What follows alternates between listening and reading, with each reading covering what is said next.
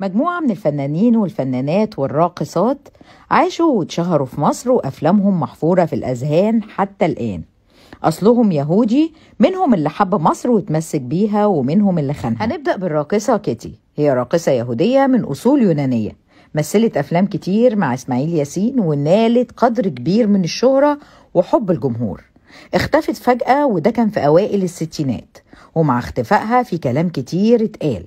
في ناس قالت إنها كانت متورطة في شبكة تجسس مع اللي ما يتسموش، وفي ناس تانيين قالوا إنها كانت مرتبطة برأفت الهجان. وده راجع إن رأفت كان كاتب في مذكراته إن كانت بتجمعه علاقة مع بنت يهودية اسمها كيتي، ووصفها الهجان بإنها راقصة مراهقة وطايشة، على الرغم إنها كانت أكبر منه في السن. وبعد ما توفى رأفت الهجان وظهرت مذكراته، الكتير أكدوا إن هي الراقصة كيتي اللي اتشهرت في مصر. الفنانة التانية هي ليلى مراد.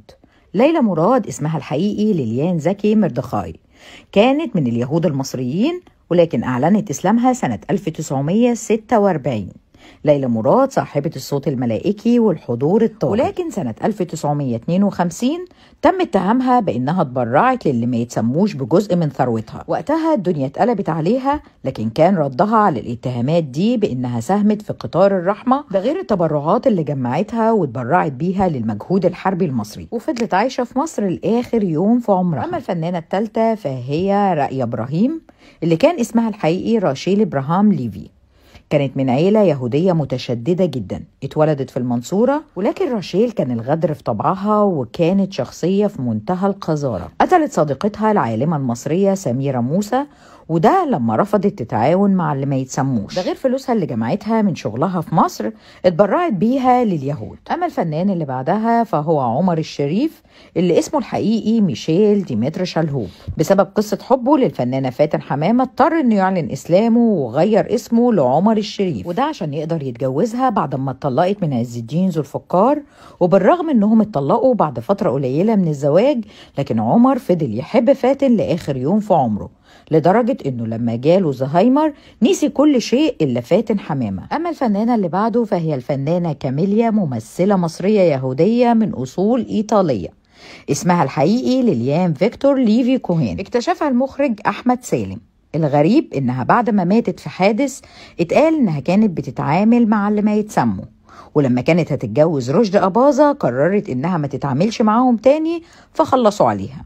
وفي كلام تاني اتقال انها كانت بتربطها علاقة عاطفية بالملك فاروق، ولما عرف انها جاسوسة قرر انه يتخلص منها، ولكن ده كلام لم تثبت صحته حتى الآن. نيجي للفنان ستيفان روستي، اللي اتولد في ايطاليا، ابوه نمساوي وامه يهودية. والده كان سفير النمسا في القاهرة، وتربى ستيفان في مصر وما كانش عايز يسيبها.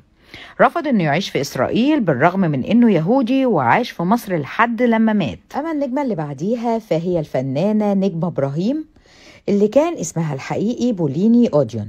كانت من أسرة يهودية مصرية، وعلى الرغم من إنها كانت يهودية إلا إنها كانت معروفة بحبها لجمال عبد الناصر، عكس أدوار الشر اللي قدمتها في السينما المصرية، فكان قلبها طيب جدا.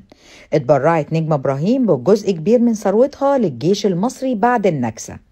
أما عن آخر فنان معانا فهو سلامة إلياس. قدر إلياس إنه يقدم أعمال بأكتر من لغة، من خلالها ضحك الناس بمختلف جنسياتهم. وعلى الرغم من إن إلياس يهودي إلا إنه رفض يهاجر. تم اتهامه بتشغيل شبكة تجسس لصالح اللي ما يتسموش، لكنه فضل متمسك بمصر وعاش فيها لآخر يوم في عمره، وقال أنا هعيش وأموت فيها. وفي النهاية اكتبوا لنا في التعليقات مين أكتر فنان اتفاجئتوا إنه طلع يهودي.